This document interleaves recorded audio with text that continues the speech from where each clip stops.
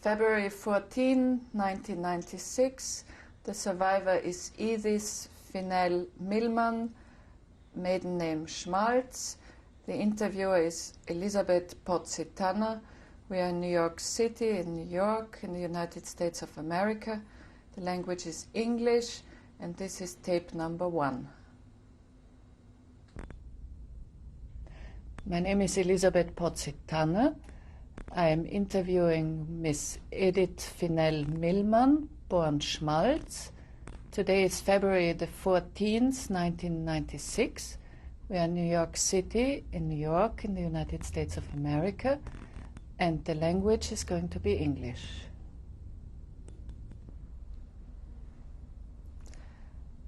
Miss Finnell, would you please give me your full name and maybe spell it also for me, please? I'm Edith Finnell Millman, F-I-N-E-L-L hyphen M-I-L-L-M-A-N. And what's your maiden name? Schmalz, S-C-H-M-A-L-Z. And when and where were you born? I was born in Berlin on January 19th, 1928. And who were your parents? My father was Josef Schmalz. My mother was Gusta Schmalz. Her official name was Gittler, but everybody called her Gusta. And what was her maiden name? Her maiden name was Kurz, K-U-R-Z. And so you were born in Berlin. Were your parents from Berlin originally? No, my parents met in Berlin. Both my parents were born in Galicia. It was Poland at the time. My father had come to Berlin, I believe 1920 or so, something around that, and met my mother's brother, who then must have told my mother about it, and she came to Berlin, and lo and behold, it happened. They got married. And your father came to Berlin for professional reasons, or why did he go to Berlin? I think he was, yes, he was in the shoe business, and I think he started, I'm not even quite sure. I think he had something to do with shoes before and went to Berlin and decided to stay. What kind of person was your father? A very warm, very generous person. He was the typical European father at that time, of the times. He wasn't that much of a daddy. He was a good father, generous father, loving father. He was not one to play with little kids all that much. My mother made up for that. But there was always a lot of respect for him and a lot of love for him. But it's not the kind of daddy little kid relationship that they have, that the young generation now has with their kids here. And your mother? How was she? My mother was a wonderfully understanding person who could really get inside my head. And she was always the advocate. She would always plead the cause of my brother and my cause. And she was quite a person. She had a terrific understanding of children's nature and of human nature. And you're telling me about your brother. What is or was his name? My brother's name at that time was Leo. Now he's Leon. It was Leo Schmalz. Now it's Leon Leeds. He was my big brother, and whenever somebody were going to threaten me, I said, "Oh, wait till my big brother hears about that." He was very protective. We got along fine. How much older is he than you? He's 4 years older. He was born in November 23. So he was really a big brother for you. Yes. Yeah. Yes. And where in Berlin did you live? Did you live right in the center of the city or a little bit outside? No, it was right in fact, we must have been about 5 minutes walk from the famous Sportpalast, because when Hitler gave speeches, we could hear the reverberation of the Sieg Heils. We lived on Lützerstraße, between, right near the Potsdamer Straße, and Potsdamer Straße I think was not too far. I think the Sportpalast was on Potsdamer Straße. And right near the Tiergarten, the famous Berlin Central Park. And when I was a kid, I remember in order to go to the park, to the Tiergarten, we passed a lovely, lovely street where they had all the embassies. And it was a very lovely section.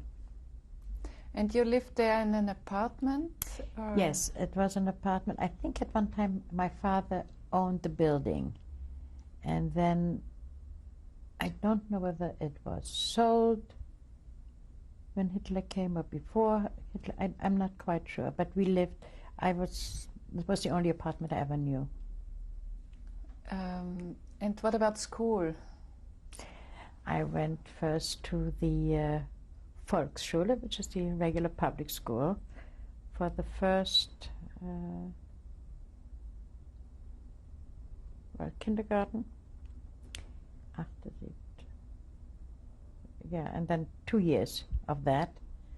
And then I went to a Jewish school, Fasanenstraße, which later on, I think after the war, was the Jewish community center. Very little was left of it. I think it was one of the synagogues that was burned. And but Fasanenstraße was the home of the Jewish community after the war. And I went there for a year. And then I started the first year of high school, Sechster, in Wilsnacker Straße. And do you remember for what the reason you were put into the school in Fasanenstraße? Was that because of the political development? Yes, I think Jewish children couldn't go to the regular public schools anymore. I'm not quite sure whether I got out of it then because of that, or whether my parents took me out of there a little early. Before it had to be. It was no longer very pleasant to go to the regular school. For one thing, the kids that had been my friends all along started to shun me, and in fact, I remember the expression was, "Jetzt gehen wir die Juden ärgern." We are going to annoy the Jews now, and I knew nothing good was going to come of that. In fact, after one time when I returned from school, there were some kids that were kind of lying in wait for me, kids that I had known all my life, that I'd been playing with. And I mean, I didn't get badly beaten up, but I did get kind of shoved around. And from then on in, I no longer went to school by myself. My mother would pick me up and take me. How old were you then?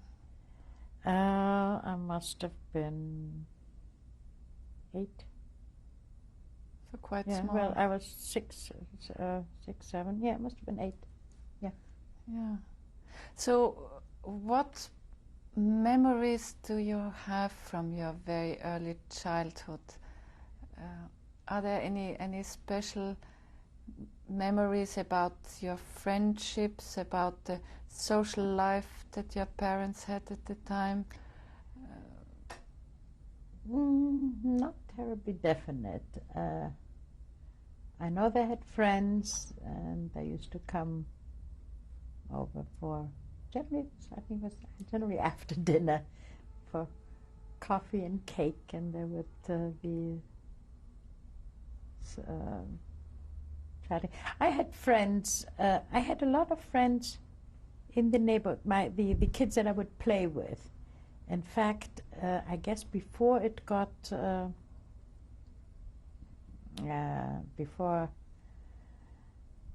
before the Hitler Youth got very powerful in their influence on these kids, used to be invited to trim the Christmas tree on December 24th, on the Christmas Eve, and we were allowed to stay there, and we didn't sing the Christmas carols because they had too many Christian things in them, but we could sort of hum along, and I used to love it, and it was perfectly acceptable both to my parents, even though they were Orthodox Jewish, didn't bother them, and we seemed welcome by our friends. And then as time went by, there were Nazi uniforms, and there was the Hitler Youth, and the BDM, this is the Bund Deutsche Mädchen, and we were no longer asked, and we didn't ask why. So it was I can't say that it was very gradual, but very noticeable decline in my social dealings with my Aryan neighbors and friends. Do you remember to have talked about this with your parents and with your older brother? Oh yes, we were very much aware of it. I was told really to be very careful, to hold the line, not to have a big mouth. One thing that I remember, they used to collect. They had these street collection for die Berliner Winterhilfe. I remember they used to go für die Berliner Winterhilfe, and I stopped by. I was with my mother, and I remember that quite clearly. And I stopped by and I said, "We have our own Jewish poor. I don't have to give to you." And my mother thought she would sink into the ground, and she told me never, never, ever to do that again. But I do remember that, and she reminded me of that eventually. So you were very much aware of your Jewishness. Oh yes, yeah. Oh yes. I was always made to feel very proud of my heritage. Yes, we were religious without going really overboard. I mean, we kept the Sabbath. We didn't ride the streetcars, but it wasn't made a fetish. I mean, it wasn't all that way out. Or maybe it was, only I didn't notice it, but I don't think so. And for example, the high Jewish holidays, did you have any other family around in Berlin but your parents? Oh yes, I had all kinds of family around. I had my father had 3 brothers. Everybody lived in Berlin. My mother had also 2 brothers who lived in Berlin. She had more brothers and sisters, but 2 of them lived in Berlin. And for the holidays, we would get together and yes, we would celebrate. But of course, not all that much, because we didn't live that near each other, and since we didn't ride streetcars, we would get together around holidays, but actually not on the holidays because of the traveling. Right. What about your grandparents? They lived rather far away. I never knew my grandparents. My mother's mother had died when she was a child, and my grandfather then married her sister, that is her aunt. And my mother was pretty much brought up by the aunt, whom all the kids loved very much. My grandfather had, I think he must have been married, think he must have been married 3 times because she had some older brothers, 2 older brothers, who were from another wife who had died before my mother's mother, before he married my mother's mother.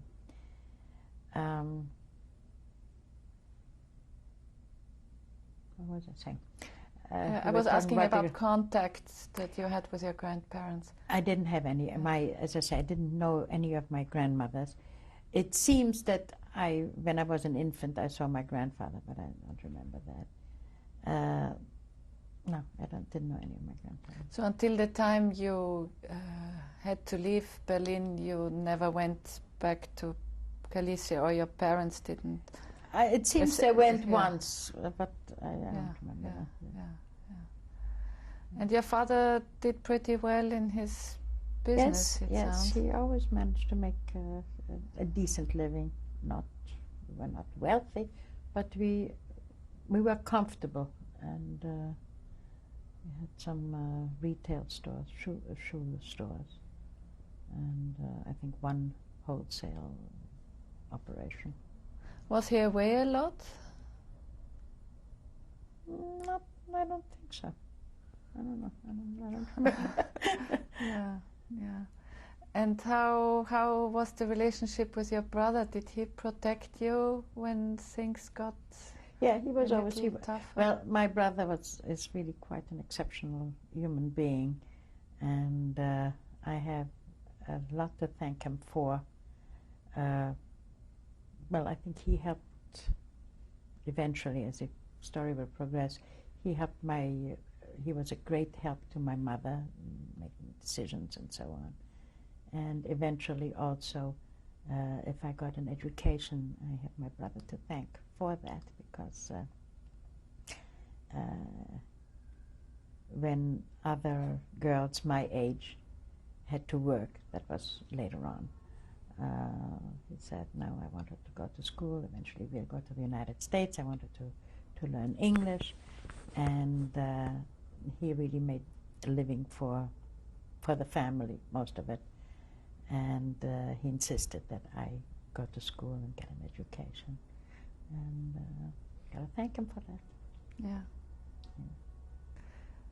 So those were the early years in Berlin. You mentioned the Sportpalast before. Do you have any immediate recollection about the whole Nazi movement around you that was growing? Yes. Well, I was a kid, but going to school, they had these kiosks, and on my way to school, there were 2 of them. There was like a marketplace, and on one end they had the Stürmer, and on the other end they had the Schwarze Chor, the 2 rabid anti-Semitic Nazi publications, with the caricatures, the very typical caricatures that they had. And people would stand in front of it and read it, and I would sort of sneak by, hoping that nobody would notice. The Nuremberg laws eventually were posted all over, in every building, including our building. In school, they were distributing, and I had one, I got a hold of one, and I had it for a long time. They had this little songbook by Baldur von Schirach, who was the Hitler Youth big shot. And one of the songs was Wenn Judenblut vom Messer spritzt. And all kinds of things that the kids around me were singing. And it didn't feel terribly comfortable. And, one thing after another, where those laws changed. I was, personally, I did not, other than my friends' attitudes changing, I was aware of something sort of closing in on us. But I think my parents did a pretty good job of protecting me, so, you know, gave both of my brother and me sort of a sense of, you know, we take care. But you were aware of the fact Oh, that yes. something was yes. coming. And this you couldn't, you know, you couldn't talk about anything that was happening at home and any kind of, there was a lot of secrecy at home also that I was aware of. And I didn't ask too many questions because I knew that I wasn't going to get answers anyway, number one. And number two, that they just didn't want me. I knew that grown-ups had Sorgen. Children didn't have Sorgen. Sorgen are Worries? preoccupations and worries, yes. And children weren't supposed to have any, but grown-ups had Sorgen, and you had to accept that, and you don't ask questions. And that was pretty much what, that was more or less the atmosphere at the time. So what happened then, when things Well, got worse? Eventually, one day, this was in 1938, I was told that we were leaving in 2 days, that we were going to Belgium, where I had an uncle that we had gone on vacation there and I knew him. And I was not allowed to tell anybody. I was sworn to secrecy, not even my best friend. I couldn't say goodbye to anybody, and we were going to leave. And on December 10th, 1938, indeed, we left Berlin and went to Brussels. What could you take with you? Do you remember? That must have been Nothing. quite a traumatic... Nothing. It was. I think of course, I learned that later on. It was the proverbial 10 marks that you could take with you, and I think a little suitcase, whatever you could carry. What I did find out later on, that my brother told me, which I did not know at the time, because we have quite a few things that we owned in Berlin that we still have. And I had been wondering, how did we get this out? It seems that, as I mentioned before, I had this uncle who had lived in Brussels for many years.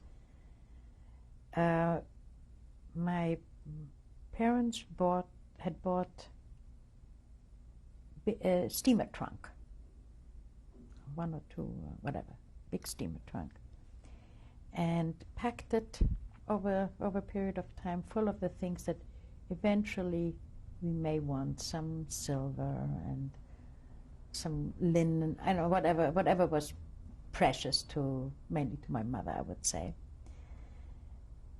And she bought railroad tickets to Brussels. And Berlin, you know, all kinds of trains went through Berlin Anyway, she bought railroad tickets, went to the baggage department, whatever. It was these big steamer trunks that nobody would carry anyway. So it would automatically, the red caps or the porters would take it to the baggage wagons or whatever. And the destination was Brussels. And they would get to Brussels. And of course, nobody there could claim them because nobody had the baggage checks. But my mother had the baggage checks, and we figured eventually we hoped to get to Belgium. And they go there to, it was, unaccompanied luggage, which went to some kind of storeroom or whatever. And I did this a few times. You could only do that, of course, if you had a railroad ticket. And you could buy you couldn't get out, but you could buy a railroad ticket. And that's how we got out a few steamer trunks full of stuff. And in fact, I asked, later on, I asked my brother, how come other people didn't think of that? He said, well, maybe some people did, but you didn't talk about it, because if you talked about it, Number one, people would know that you were going to leave. And number two, if it became very well known, it wouldn't work anymore because suddenly, they'd become wise to it. But that's how we got a number of very, good things out Incredible. eventually. Yeah. So do you remember these last 2 days in Berlin when you had to pack? I remember I was constantly crying. I didn't go to school. They gave me some kind of an excuse that I was sick or something or other, because I couldn't stop crying. And other than that, I don't remember too much about that. But we left. We went to Belgium. We stayed with my uncle. So you took the train, I assume? We took the train. Yes, we took the train. Remember that trip? No, I don't. We had gone to Belgium a number of times before on vacation, because my uncle had a little summer house in a place called Bazois in Belgium. So we had gone to, and I'd been to Brussels before, but no, I don't remember that too well. In Brussels, I noticed, as I say, I was quite religious. I think I was perhaps even more religious than my parents were. But my uncle, who was not Orthodox, did not keep a kosher home. And whereas my parents, ate dairy and so on, I refused to. They didn't know what to do with me. I refused to eat. So they found a rabbi, a very Orthodox rabbi, from Frankfurt. Frankfurt was known for a very Orthodox community. And here was this young rabbi with a very beautiful wife, who was wearing a religious wig, and a little kid, and they put me en pension with him, and I lived with the rabbi. And those were some of my happiest times I can remember. In fact, if I have developed a real love and attachment to Jewish traditions, I think that's where I got them. Came Friday evening, we would dance around the Sabbath table and sing songs and clap and have a very festive meal. And the rabbi would tell stories and bless everybody. I mean, the whole atmosphere there was, instead of religion being as this you can't do on the Sabbath and that you can't do, and they were all prohibitive, here it says, come Sabbath we can do this, that, and the other thing. It was a very, very positive thing. And I stayed there for, I don't know, a few months, I guess, until we got an apartment, till my parents got an apartment, and then, of course. But I kept up the contact, and that was, it was a great influence in my life at that time. I mean, eventually I turned non-religious, but nonetheless, I went through all kinds of, I guess, some of these thought processes and metamorphoses, but they did have a great influence, and the love for it is there. Good, so I think we stopped this first tape now. Okay.